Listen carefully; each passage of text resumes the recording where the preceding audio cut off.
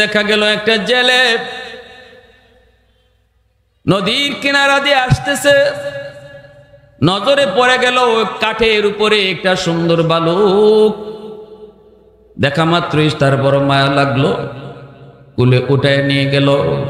আর মনে মনে ভাবতেছে হয়তো কোনো জাহাজ ডুবছে সাগরে, আর এই দুধের বাচ্চাটারে আল্লাহ পাক বাঁচায় নিছে।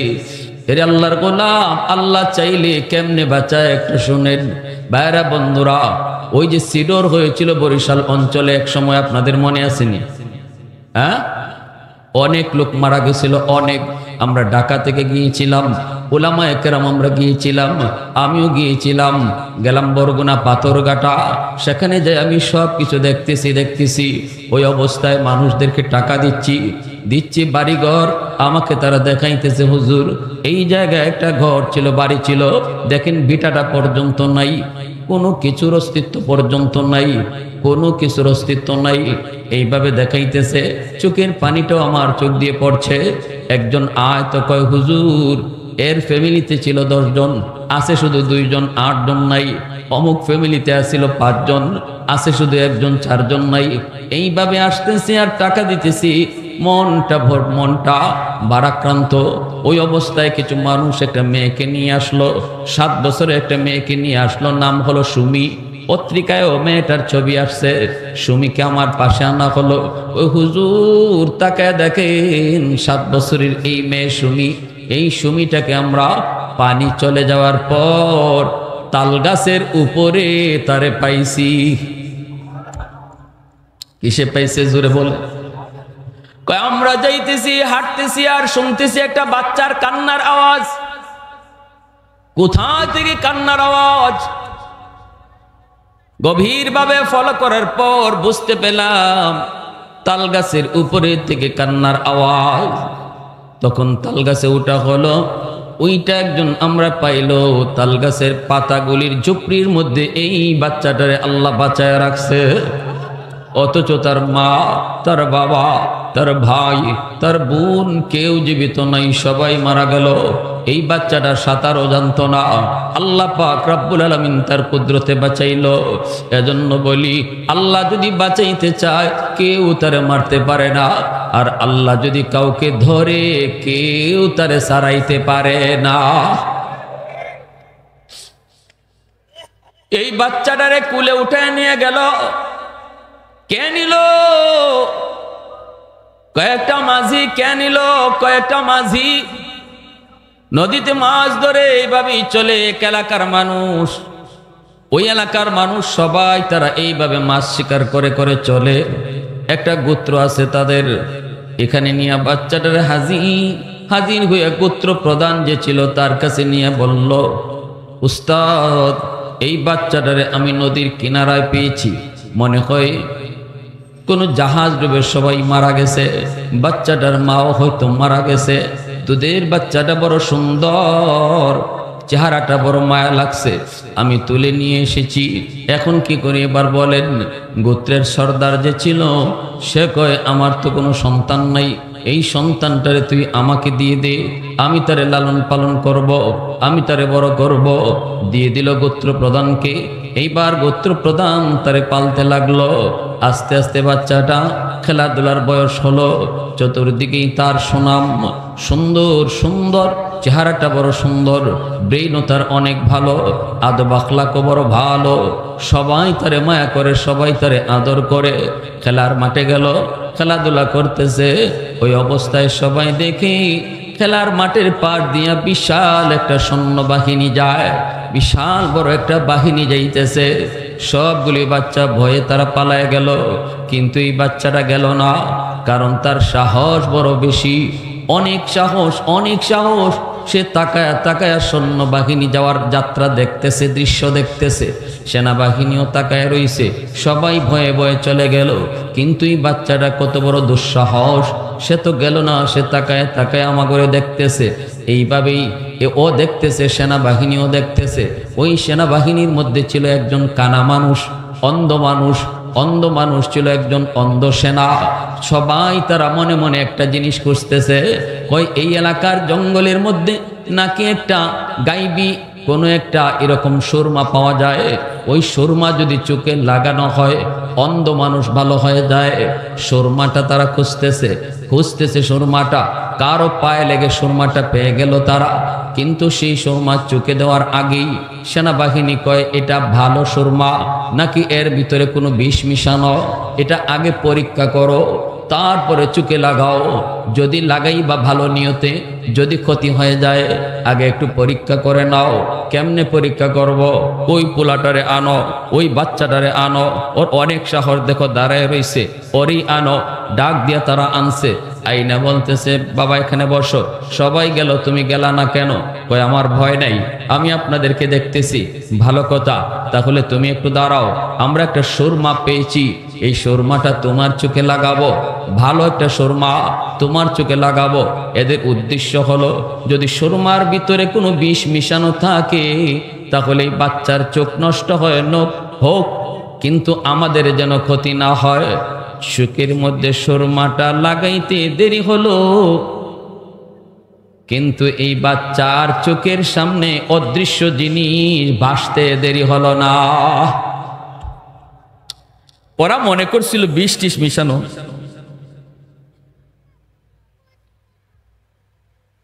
আমি করব, তো এটা আমি করব। ওরা মনে করছে যে এই বাচ্চার চোখ নষ্ট হয় হোক, আমাদের জন্য ক্ষতি না হয়। কিন্তু এই সুরমা তো সাধারণ কোনো সুরমাদানি নয়, চোখে লাগানো মাত্রই মাটির নিচের খনিজ সম্পদ তার চোখের সামনে ভেসে উঠল। আল্লাহু আকবার জোরে বলে। কিন্তু এই বাচ্চা বড় চালাক, কয় না কিছু, জিন ধরে আছে। এখন ওরা বলতেছে কিরে বাবা কি হয়েছে, তোমার চোখটার কি অবস্থা?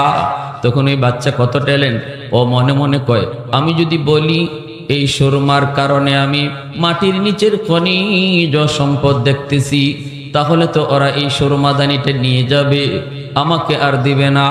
অতএব না, এই কথা ওদেরকে বলা যাবে না। তখন বলতেছে আপনারা আমার চোখে কি লাগাইলেন? আমি তো চোখে কিছুই দেখতেছি না, আমার চোখটা তো মনে হয় নষ্ট হয়ে যাচ্ছে, মনে হয় আমার চোখটা তোমরা নষ্ট করে ফেলছো। এমনি সেনাবাহিনী কয় বলছিলাম না এটাতে কোনো বিষ আছে, মনে হয় বিষ, তাড়াতাড়ি ভাগো, এই বাচ্চার চোখ নষ্ট হয় হোক, আমাদের কি? তখন ওরা সুরমাদানি ফালাইয়া এই বাচ্চাটার এই জায়গায় রাইখা ওরা চলে গেল। আর বাচ্চা কেমন ট্যালেন্টের ট্যালেন্ট, ওরা চলে যাওয়ার পর সুরমাদানি নিজে উঠাইয়া বাড়ি নিয়ে আসলো। আই সেই বাবারে কয় আব্বা একটা সুরমা পেয়েছি বলে। কেমনে? কয় এমনে। কয় তো কি হয়েছে? কয় আব্বা চোখে লাগানোর পর মাটির নিচের খনিজ সম্পদ আমি সব দেখতেছি, কোথায় স্বর্ণ, কোথায় রূপা, কোথায় হীরা, কোথায় মণিমুক্তা, সব কিছু আমি দেখতে পাইতেছি। তখনই গোত্র সর্দার কয় বাবা তাহলে তো খুব ভালো হয়েছে, চলো তোমাকে নিয়ে চলবো, চোখে সুরমা দিয়ে শুধু বলবা এখানে কি আছে। আমার সৈন্যরা খুঁজে খুঁজে সেই সম্পদ তারা বের করবে। অল্প দিনের ভিতরে দেখা গেল পুরা গোত্র সর্দার স্বর্ণরূপা হীরা মণিমুক্তা দিয়া তারা একদম লালে লাল হয়ে গেল। গোত্রের সবগুলা মানুষ তারা ধনী হয়ে গেল, অস্ত্র বানাইতে শুরু করলো, প্রাচুর্য আর প্রাচুর্য বাড়তে লাগলো। এইদিকে এই বাচ্চা বালক হলো, বালক হওয়ার পর দেখা গেল গোত্র সর্দার মারা গেল। সমস্ত গোত্রের মানুষ কাকে সর্দার বানাবে, সবাই মিলে এই বাচ্চাটারই গোত্র সর্দার বানালো। এখন তো আর সে বাচ্চা না, এখন তো সে বালক, কই সে অনেক উপযুক্ত, সে বড় ট্যালেন্ট, সেই হবে আমাদের সর্দার। সর্দারও হয়ে গেল, এখন সে সর্দার। বেশ কিছুদিন চলার পর এই যুবক আস্তে আস্তে বিশাল সৈন্য বাহিনী তৈরি করলো। টাকা পয়সার তো কোনো অভাব নেই, সৈন্য বাহিনী তৈরি করলো, শক্তিও জমালো, দেশের বাদশার বিরুদ্ধে যুদ্ধ ঘোষণা শুরু করলো। বিশাল যুদ্ধ হলো, বাদশাকে হারায়া দিল। এই যুবক এইবার হয়ে গেল এই এলাকার বাদশাহ।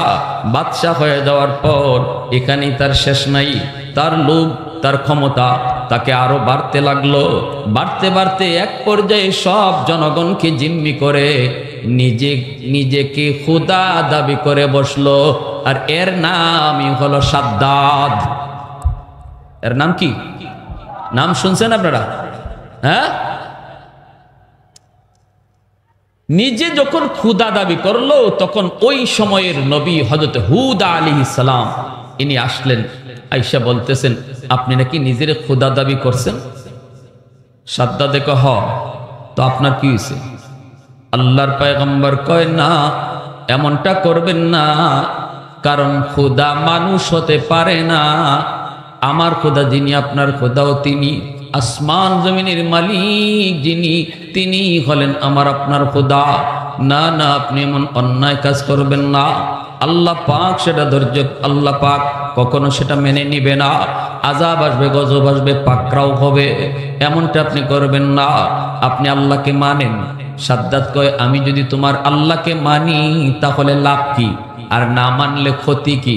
হুদ আলাইহিস সালাম কয় যদি মানেন তাহলে আল্লাহ আপনাকে জান্নাত দিবেন, যদি না মানেন আল্লাহ আপনাকে জাহান্নামে ফালাবেন। সাদ্দাত কয় জান্নাতটা কেমন একটু কও শুনি। তখনই আল্লাহর পয়গম্বর কয় আদাতুল ইবাদিয়াস সালিহিন মা লা আইনুন রাআত ওয়ালা উযুনুন সামিআত ওয়ালা খাতারা আলা কলবি বাশার। জান্নাত আল্লাহ পাক এমন এক জান্নাত আল্লাহ বানাইছেন যেই জান্নাতের সুখ শান্তি কোনোদিন আমাদের চোখ দেখে নাই, আমাদের কান, আমাদের অন্তরে কোনোদিন কল্পনাও করে নাই। এত আরাম আল্লাহ জান্নাতের মধ্যে রেখে দিয়েছেন। এক একটা ইট স্বর্ণের, একটা ইট রূপার, হীরামণি মুক্তা, সব কিছু দিয়ে আল্লাহ সাজাইছেন। হুর গিলমান দিয়ে আল্লাহ জান্নাত সাজায় রাখছেন। যখনই এইভাবে পয়গম্বর তাকে বুঝাইলেন, সাদ্দাত বড় অহংকারী, সে বলে আমিও এমন একটা জান্নাত বানাবো। আল্লাহ যদি বেহেশত দিতে পারে তো আমি তোমার আল্লাহর বেহেশত কেন নিব? আমি নিজেই বেহেশত বানাবো। নাউজুবিল্লাহ, জোরে কোন, আরো জোরে কোন নাউজুবিল্লাহ। আমি তোমার আল্লাহর দেওয়া বেহেশতে কেন যাব? আমি আমার নিজের বেহেশতই বানাবো। উলামায়ে কেরাম সরকারকে বুঝায়, কখনো বুঝ নেয় কখনো নেয় না।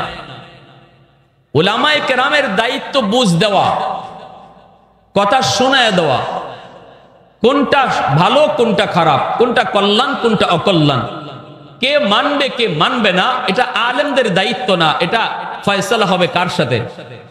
জোরে বলেন, আল্লাহর সাথে। উলামায়ে কেরামের দায়িত্ব এই নয় যে মানুষকে পিটাইয়া নামাজি বানানো, এটা আলেমদের দায়িত্ব নয়। এই দায়িত্ব আল্লাহ নবীকেও দেয় নাই। আল্লাহ পাক বলে লাস্তা আলাইহিম বিমুসাইতির, বন্ধু আপনি দারোগা না, আমি আপনাকে দারোগা বানায় পাঠাই নাই।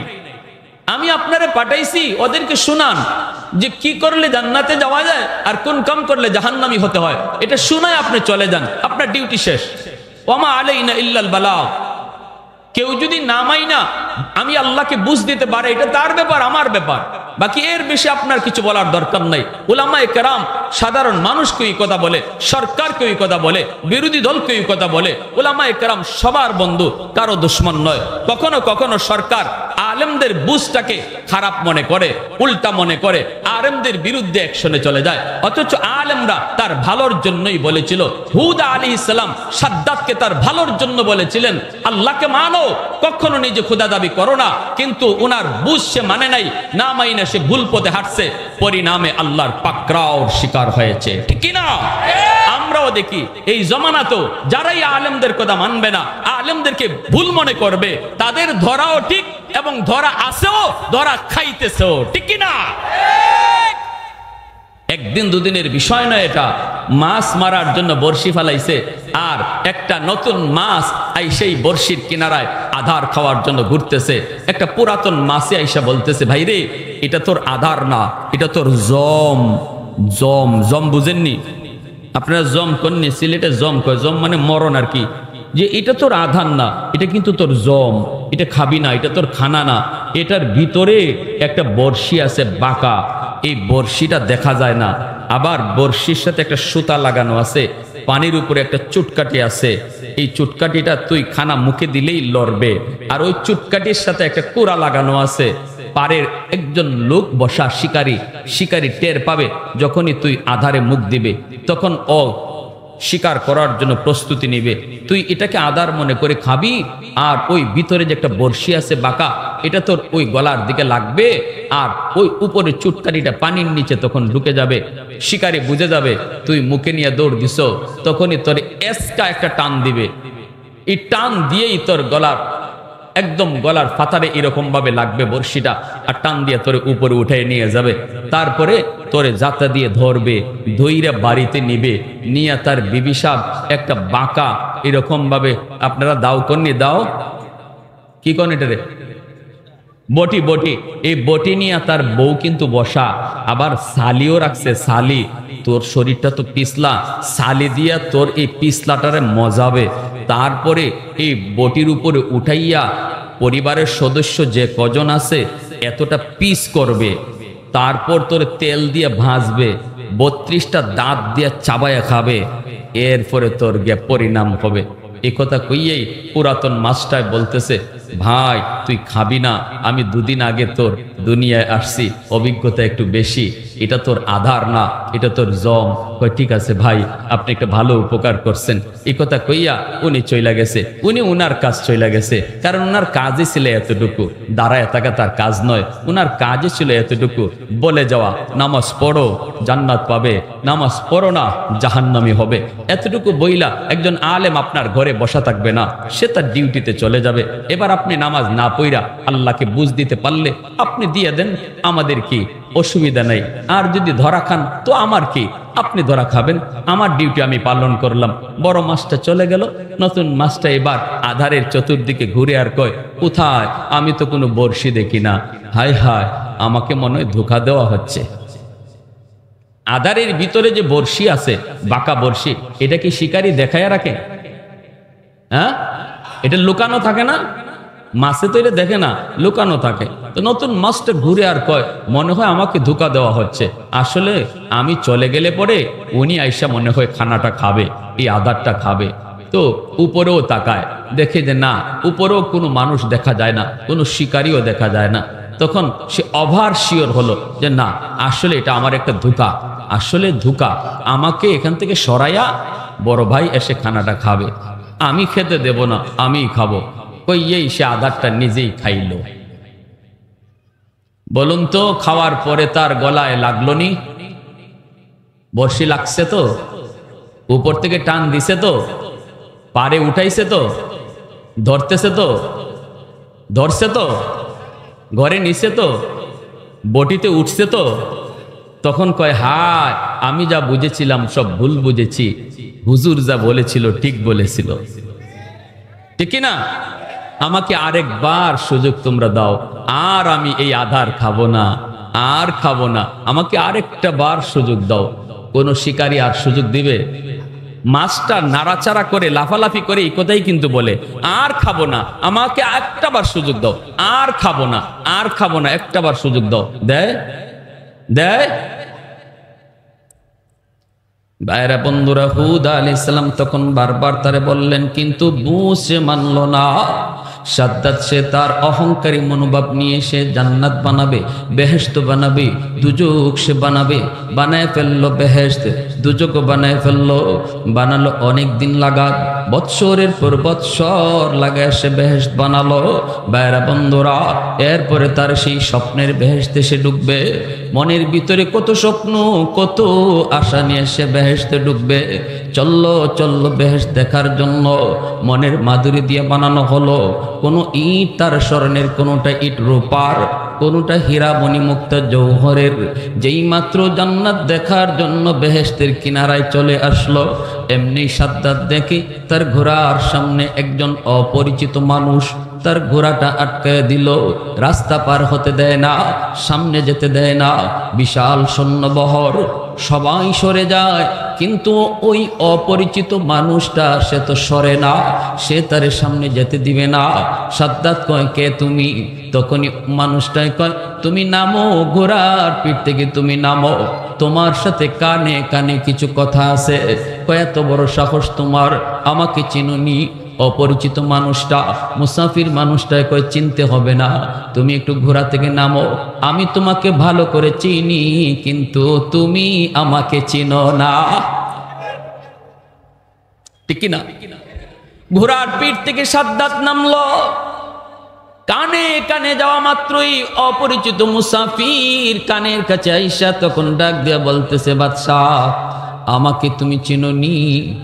আমি হলাম মালাকুল মউত আজরাইল। আল্লাহ আমাকে পাঠাইছে তোমার জান কবজ করার জন্য, তুমি প্রস্তুতি নাও। সাদ্দাত পশমদারে গেল। আজরাইলকে চিনে না এমন কোনো মানুষ হয় না, ঠিক কিনা জোরে বলেন? আজরাইল নাম শুনলে কেউ কাঁপে না এমন কোনো মানুষ হয় না। যেই মানুষটা আল্লাহকে চিনে না সেও আজরাইলকে চিনে। যে বলে দেয়ার ইজ নো গড, আল্লাহ বলতে কিছু নাই, সেও বলে ম্যান ইজ মর্টেল, মানুষ মরণশীল, মরতেই হবে, কেউ বাঁচার জন্য আসে নাই। ভাইরা বন্ধুরা, মালাকুল মউত আজরাইল আলাইহিস সালাম যখন তার পরিচয় জানালেন, সাদ্দাত তখন শুধু অনুরোধ করেছিল, ভাই আজরাইল একটু সুযোগ দিবানি, আমি আমার স্বপ্নের বেহেশতটা একটা নজর দেখব, শুধু একটা নজর দেখব, আমাকে এতটুকু সময় তুমি দিবানি। মালাকুল মউত আজরাইল কয়, সাদ্দাত ইযা জাআ আজালুহুম লা ইস্তাখিরুনা সাআতাম ওয়া লা ইস্তাকদিমুন। আল্লাহ পাক কখনো কাউকে সময় দেয় না, সুযোগ দেয় না। যখন যেখানে যার মরণের আদেশ, এই জায়গায় তার মরণ হয়। প্রস্তুতি নিয়ে নাও। মুহূর্তের ভিতরে সাদ্দাদের জানটা কবজ করা হয়ে গেল। শখের আর স্বপ্নের বেহেশত আর দেখা সম্ভব হলো না। সমস্ত জালেমের শেষ পরিণতি আসেনি না না? একটু জোরে আওয়াজ দিয়ে এখন আসেনি না নাই? এজন্যই আমার নবী, রহমতের নবী কয়, উম্মতের দল সাবধান, তোমরা কখনো জুলুম করবা না। দুর্বলের উপরে জুলুম করো না, অসহায় মানুষের উপরে জুলুম করো না। ঘরের বউটা তোমার কাছে বড় দুর্বল, সে তার মা সাইরা, বাবা সাইরা, ভাই বোন, আপনজন, প্রিয়জন সব ছেড়ে স্বামীর হাত ধরে অচেনা জায়গায় এসেছি। এই ঘরে তার আপন বলতে কেউ নাই। এর যুবক, একটু দিলটা নরম করে কথাগুলি বোঝার চেষ্টা করো। তোমার ঘরে তোমার বিবি হলো সবচেয়ে বড় দুর্বল। এই জায়গায় তার মা নাই, ভাই নাই, বোন নাই, কেউ নাই। যেই মেয়েটা ছোট্ট থেকে বড় হলো, মা বাবা, ভাই বোন সবার ভালোবাসা পেয়ে একটা সময়ে স্বামীর হাত ধরে অচেনা জায়গায় সে পাড়ি জমালো। যেই জায়গা ছিল তার চিরচেনা জায়গা, যেই মানুষগুলা ছিল তার আপন, ওই আপন মানুষগুলাকে সে চিরদিনের জন্য পর বানায়া স্বামীর ঘরে চলে আসলো। এই জায়গায় আপন তার কেউ নেই। তুমি স্বামী যদি জুলুম করো, তুমি যদি তার উপর অত্যাচার করো, চোখের পানিটা মাটিতে পড়বে না। কখনো কখনো দেখবেন মহিলা ফোন দিয়া বাবার কাছে কয় না, বউয়েরা মার কাছেও জানায় না, স্বামীর বাড়ি নির্যাতনের কথা শোনায় না। কারণ মা অহেতুক টেনশন করবে, বাবা অহেতুক টেনশন করবে। পাকঘরে যায় চোখের পানিটা ফালায়, বাথরুমে যায় চোখের পানিটা ফালায়। এ যুবক, আমার নবী, রহমতের নবী কয়, ওই চোখের পানির ফুটাটা মাটি গ্রহণ করে না, আল্লাহর আদালতের ফাইলে গিয়ে জমা হয়ে যায়। কিয়ামতের ময়দানে বহু স্বামী স্ত্রীর মামলায় আল্লাহর আদালতে ধরা খেয়ে যাবে। কখনো কখনো মোহরের টাকা না দিয়ে ধরা খাবে। এমন বহু ছেলে পাওয়া যাবে, স্ত্রীর মোহরের টাকা না দিয়ে কবরে চলে গেছে। এমন বহু স্বামী পাওয়া যাবে, স্ত্রীর গায়ে হাত উঠাইছে।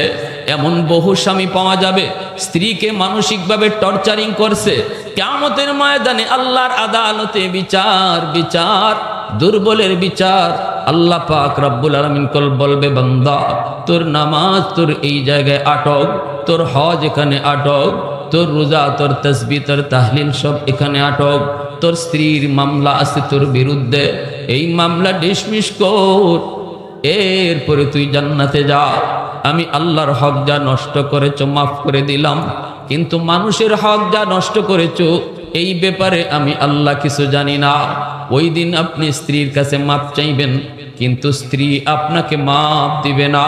কারণ হাসরের ময়দান কেউ কাউকে মাপ দেয় না, ঠিক কিনা জোরে কও? হাসরের ময়দান দয়া দেখানোর জায়গা না, হাসরের ময়দান আদায় করে নেওয়ার জায়গা। বলবে, বিবি গো,